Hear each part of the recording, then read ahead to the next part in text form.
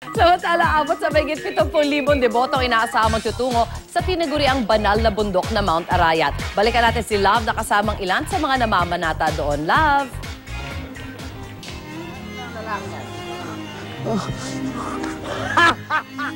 Ayan mga kapuso, nagbabalik po tayo dito sa banal na bundok, Dalaning Cruz, Holy Mountain, Way of the Cross, dito po sa Magalang, Pampanga. Yung nakita nyo po kanina o nakikita nyo po sa kasalukuyan ay ang paghampas o pagpuputong ng koronang tinik kay Hesus Kristo. Yan po ay pinangungunahan ng mga artista mula po sa Uyat Artista. Sila po yung nagsasagawa ng sinakulo dito po sa Magalang, Pampanga. Bukod po riyan mga kapuso, nandito po ang Station of the Cross na pwede nyo pong puntahan. At ngayong umagang ito, makakausap po natin ang nagpasimula nitong lugar na ito na si Miss Marivic Paras. Siya po ay miyembro ng Suruptimist International of Magalang. At ngayong umagang ito, makakausap po natin siya. Kayo po si Ma'am Marivic? Opo. Ayan, Ako po yung aming chairperson din.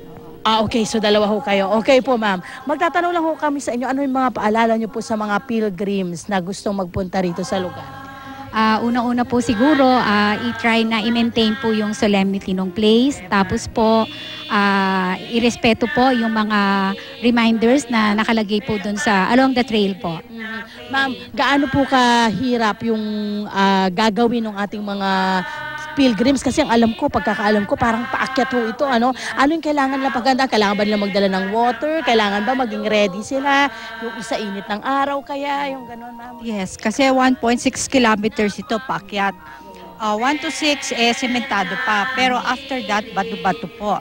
So importante na magsuot sila ng damit na komportable, magdala ng ng sombrero, magdala ng tungkod kung kailanganin.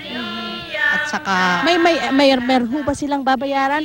Sila po yung nagpunta rito sa ito ay libre, anybody can come. Welcome po ang lahat ng gustong umakyat dito sa banal na bundok. Maraming pong salamat. At ito naman po mga kababayan, ay makikita natin itong grupo po ng nila ma'am na tinatawag po nilang Banal na Bundok, Dalaning Cruz. Dito po sa Ayala, Magalang, Pampanga, ay nagsisimula po silang magpabasa. Pero ang gamit po nila ay yung lumang-luma pong libro or pabasa.